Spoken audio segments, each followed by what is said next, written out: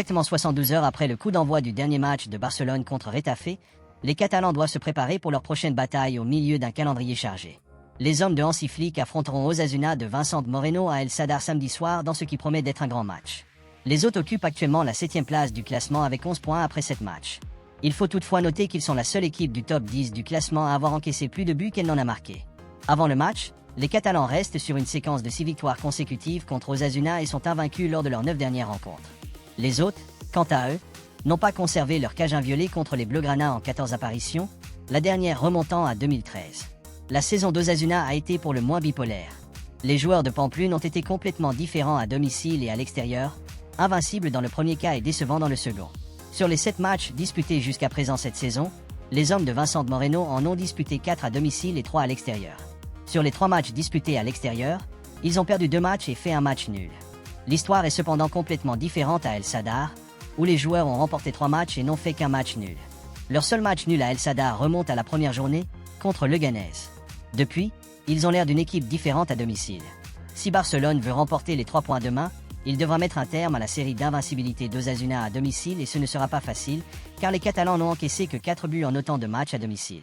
Hansi Flick et ses coéquipiers doivent se méfier de certains joueurs adverses, notamment Ruben Garcia au milieu de terrain et Abel Breton en défense qui ont été en pleine forme. De plus, le gardien Sergio Herrera et l'attaquant Ant Budimir sont capables de décider à eux seuls du résultat d'un match, comme ils l'ont fait à de nombreuses reprises dans le passé. À seulement 17 ans, Lamine Yamal est déjà considéré comme le meilleur ailier du football mondial, certains experts allant jusqu'à le qualifier de meilleur joueur du monde. Après avoir atteint une telle stature et au milieu de tout ce battage médiatique, il est presque impossible de voir le jeune joueur se reposer car il s'est fermement établi comme un titulaire incontesté sous Hansi Flick. Le jeune prodige a été titulaire lors des 7 premiers matchs de Liga du FC Barcelone et joue en moyenne 89 minutes par match. Ayant joué pratiquement toutes les minutes de jeu de l'équipe jusqu'à présent, de sérieuses questions doivent être soulevées quant à sa condition physique. Hansi Flick est en effet très doué pour gérer la forme physique des joueurs et a même confirmé avant le choc contre Retafe que Yamal n'avait pas encore besoin de repos. Le joueur semblait cependant légèrement fatigué et n'était pas aussi pétillant que d'habitude contre les hommes de José Bordalás et a même quitté le terrain en boitant légèrement à la fin du match.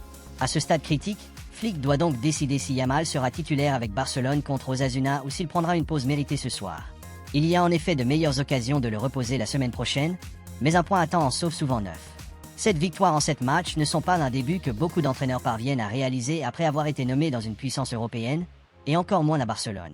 Que Hansi Flick arrive et renverse la situation d'une équipe dysfonctionnelle n'était pas quelque chose que beaucoup s'attendaient à voir se produire à court terme. Pourtant, il est en quête d'un exploit remarquable, un peu plus d'un mois après le début de la saison, qui graverait son nom dans les livres d'histoire.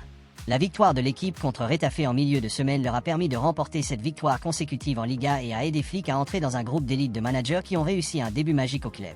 Il a égalé le record d'Ernesto Valverde face aux hommes de Bordalás et n'est plus qu'à une victoire d'égaler le meilleur début de saison de championnat de l'histoire, 8 victoires en 8 matchs sous Tata Martino en 2013-2014.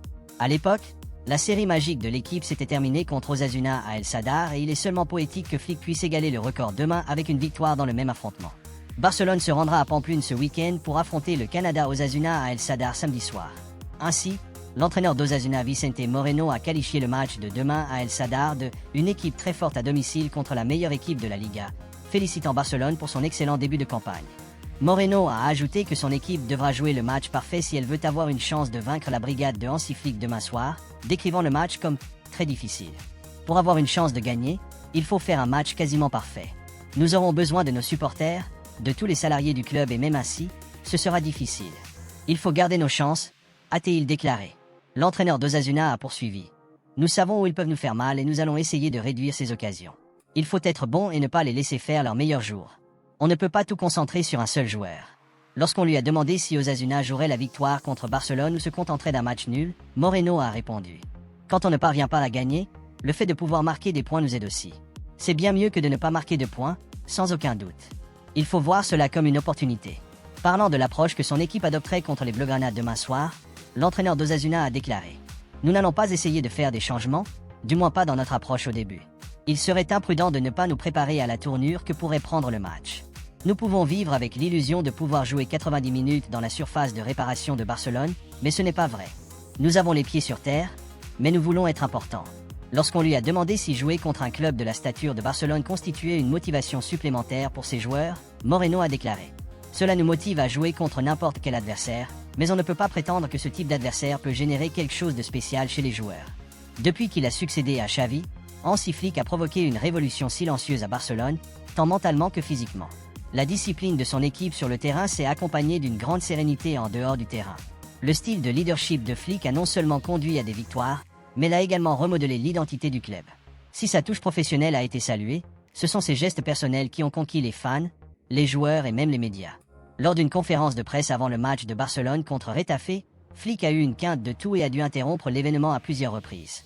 Au milieu de la perturbation, le journaliste de TV3 Xavi Lemuse est intervenu et a offert à l'entraîneur allemand un bonbon pour soulager sa gorge. Flick a accepté ce geste attentionné, permettant à la conférence de presse de se dérouler sans encombre. 3 jours plus tard, avant le choc du Barça contre Osasuna, Flick a rendu l'appareil en offrant à Lemuse un bonbon en guise de remerciement avant le début de sa conférence de presse. Ce bref échange reflète l'attention de Flick, qui a été plutôt bien accueilli dans le vestiaire barcelonais, ainsi que par la direction et la presse. Selon le rapport, Flick a rapidement conquis le vestiaire de Barcelone avec son attitude accessible et attentionnée. Qu'il s'agisse de montrer son soutien à des joueurs blessés comme Marc Bernal ou d'inviter son staff technique à déjeuner, les gestes de Flick ont consolidé sa position d'entraîneur qui va au-delà de la tactique. Sa personnalité ouverte et attentive a permis de surmonter la barrière de la langue, créant ainsi une ambiance harmonieuse à Barcelone.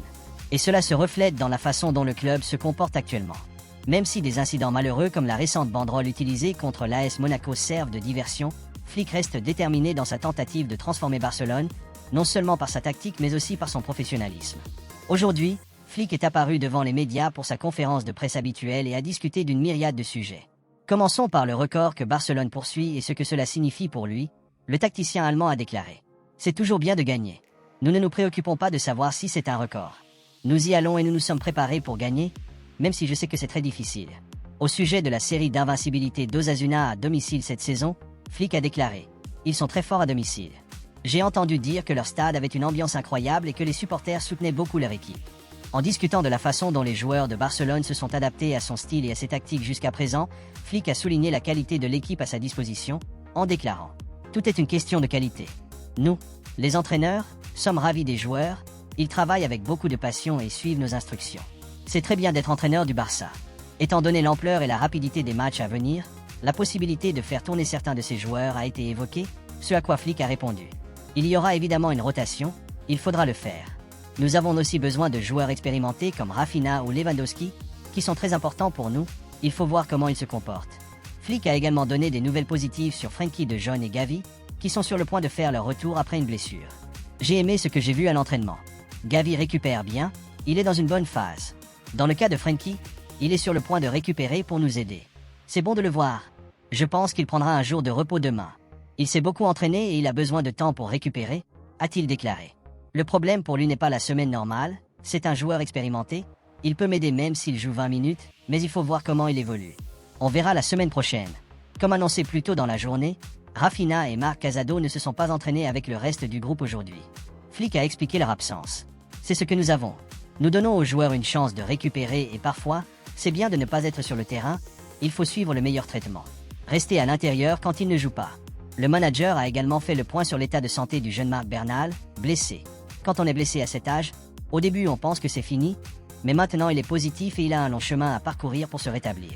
Concernant la sanction de l'UEFA contre Barcelone pour les banderoles offensantes portées par les Ultras contre l'AS Monaco, il a fait remarquer : « Je pense qu'ils ont donné la bonne réponse. Ce que je peux dire maintenant serait trop long dans ce sens.